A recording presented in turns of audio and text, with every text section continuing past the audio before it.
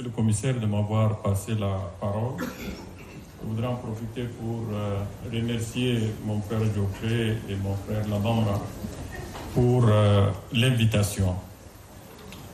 Je retrouve des collègues de l'Union africaine, des collègues des Nations Unies.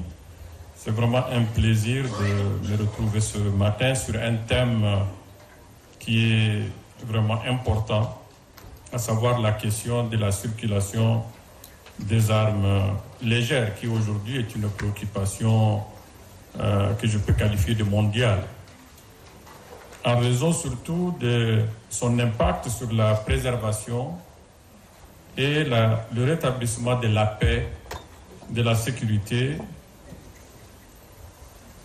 et qui se développe de façon fulgurante et de façon inquiétante, surtout au niveau du continent africain.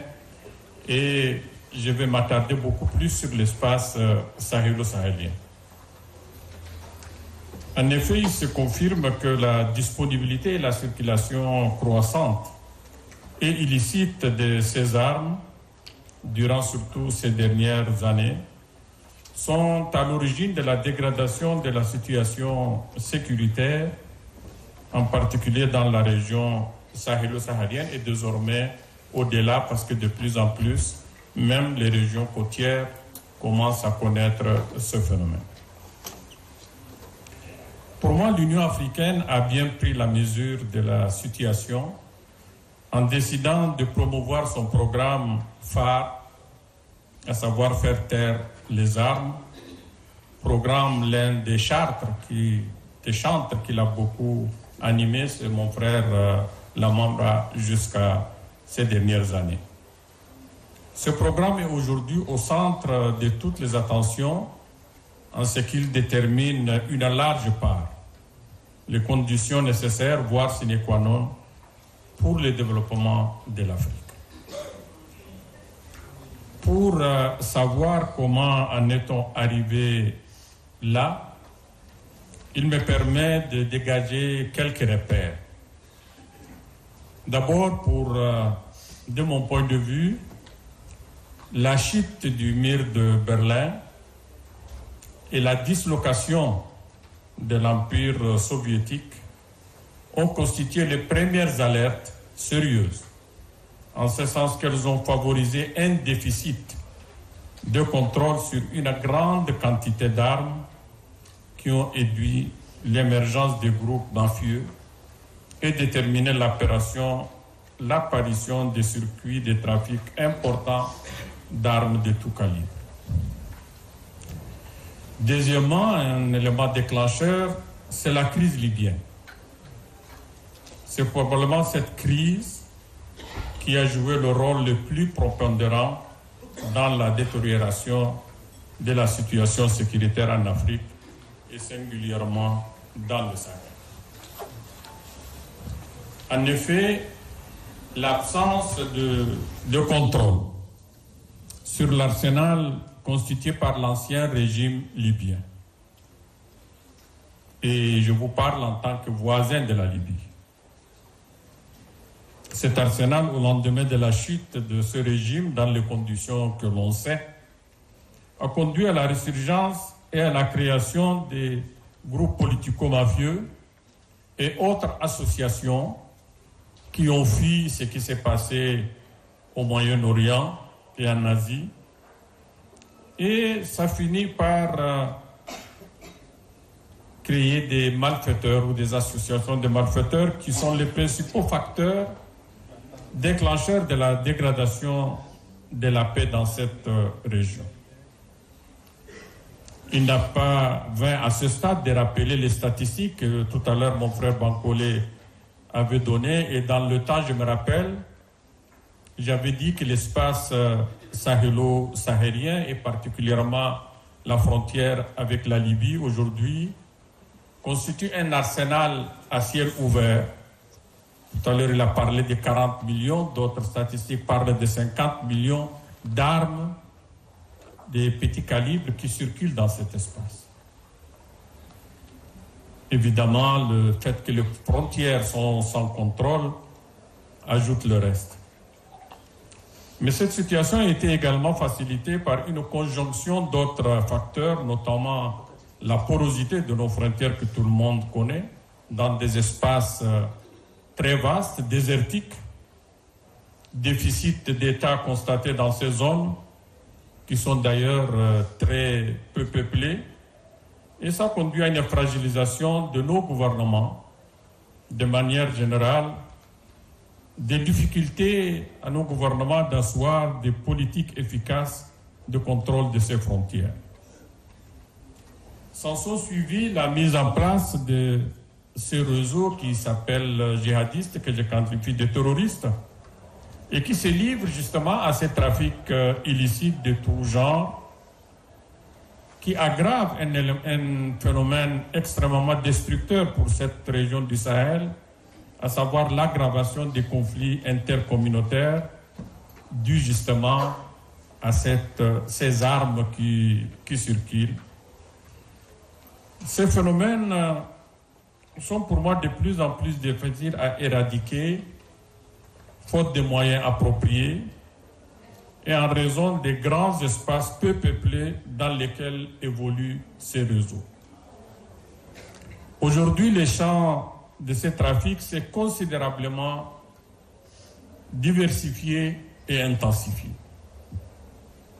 Outre la vente et la distribution de ces armes, il englobe les trafics illicites de tout genre, trafic d'êtres humains, trafic de la drogue, trafic des cigarettes, d'autres. Et depuis quelque temps, même si les enlèvements d'otages a diminué, il y a une certaine résurgence, parce qu'un pays comme le mien qui n'a jamais connu cela, il y a déjà des signaux qui commencent à dire que c'est quelque chose qui peut reprendre. Mais le trafic d'armes, en particulier légères, reste aujourd'hui préoccupant étant donné qu'il est à l'origine de l'émergence et de la propagation du terrorisme qui affecte, comme je l'ai dit tout à l'heure, la bande sahélo-saharienne. Et au-delà, parce que le pays du Golfe commence à en ressentir les effets. Aujourd'hui, la ligne de démarcation entre un terroriste et un citoyen ordinaire est de plus en plus ténue, étant donné que le Kalachnikov a remplacé ce qui était auparavant par certains considéré comme ou appelé comme le gourdin, le bâton, le couteau, les saguets qui étaient utilisés naguère. Cette situation conduit de plus en plus à des méprises, malheureusement, dont se rendent coupables nos forces de l'ordre, en but aux terroristes qui commettent ces bavures préjudiciables à la cohésion nationale, au respect et à la confiance de la population vis-à-vis des pouvoirs publics. Pire, elle augmente la vulnérabilité et par voie de conséquence la réceptivité de ces populations au message des dits terroristes. Enfin, cette situation favorise les violences de tout genre, ainsi que les fondements démocratiques et la cohésion sociale dans ces pays de l'espace sahélo-sahélien. Comme je le disais, cet espace sahélo-sahélien, sur un autre plan, il est aussi victime des changements climatiques qui accroissent la vulnérabilité des populations, rend celles-ci sceptiques vis-à-vis des pouvoirs au cas de non-adaptation des réponses de celles-ci à leurs problèmes et les repousse souvent vis-à-vis des groupes armés. Alors, une autre question, c'est de se poser la question de savoir que faut-il faire. D'abord, nous devons nous convaincre que la résolution des foyers de tension encore persistants devrait consister la première étape afin d'empêcher la circulation de nouvelles armes. À ce sujet, la situation de la Libye, pour nous autres qui sommes ses voisins, requiert une des priorités absolues, et particulièrement nos représentants du A3 ici, parce qu'il faut que le Conseil de sécurité s'occupe sérieusement de cette question.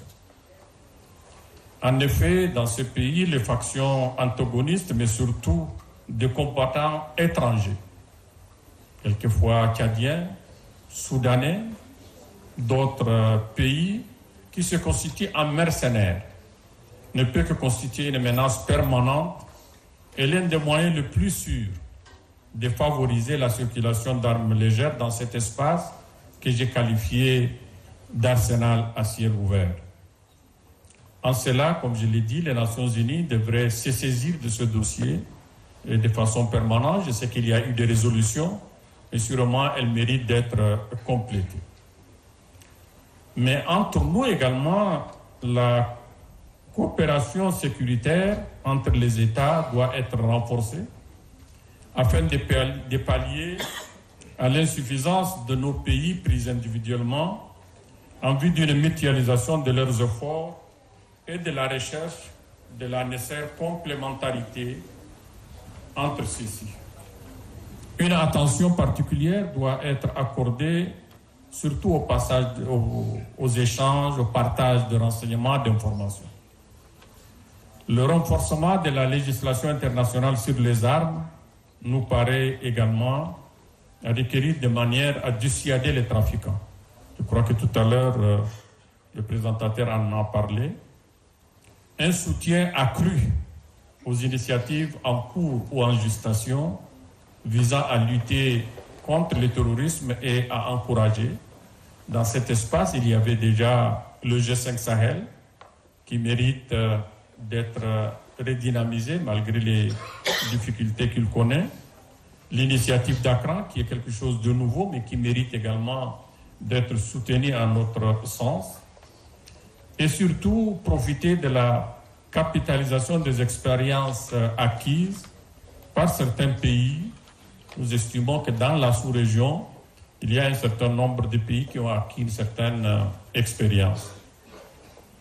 Et à ce sujet, le pays hôte, l'Algérie, est pour moi un exemple excellent dont les enseignements en matière de lutte contre le terrorisme pourraient être avantageusement exploités. Il y a une étude ou une évaluation qui est en train d'être faite par l'ancien président du Niger, le président Issoufou, évaluation conjointe Nations Unies, Union africaine, auxquelles ont adhéré la CEDEAO, le G5 Sahel, et qui devrait en principe dégager une vision partagée pour qu'on puisse voir un peu quelle est la meilleure façon pour pouvoir faire face à cette situation. Et je crois, d'ici que les conclusions viennent, je ne voudrais pas anticiper, mais dans tous les cas, elles devraient constituer une boussole pour permettre aux uns aux autres d'affronter ce péril, parce qu'il est un réel péril, parce qu'il est en train, non pas seulement de fragiliser, mais il détruit des pays. Et c'est justement les armes de petit calibre sont les principaux leviers. Enfin, une plus grande solidarité internationale, comme je l'ai dit tout à l'heure, doit être promise afin de décourager les compétitions géopolitiques dans le continent, parce que ces compétitions également affaiblissent ces efforts de solidarité et jouent un rôle négatif, parce qu'elles favorisent aussi de façon indirecte la circulation de ces armes légères à petit calibre.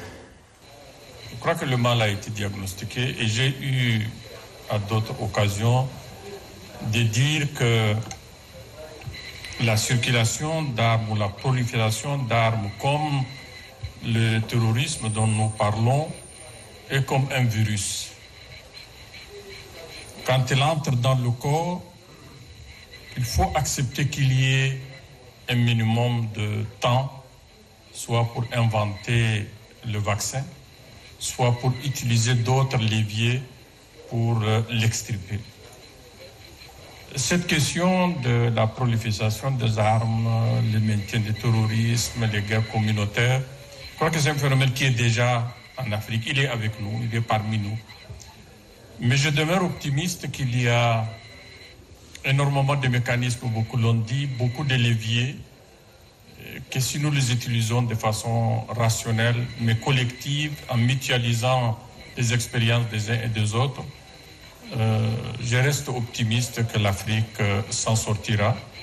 2020 a été fixé comme objectif, 2030 peut-être, mais dans tous les cas, je suis de ceux qui demeurent optimistes pour cette question. Je vous remercie. Merci beaucoup à toutes les perspectives qui ont été exprimées, qui ont beaucoup enrichi la discussion qui a été faite.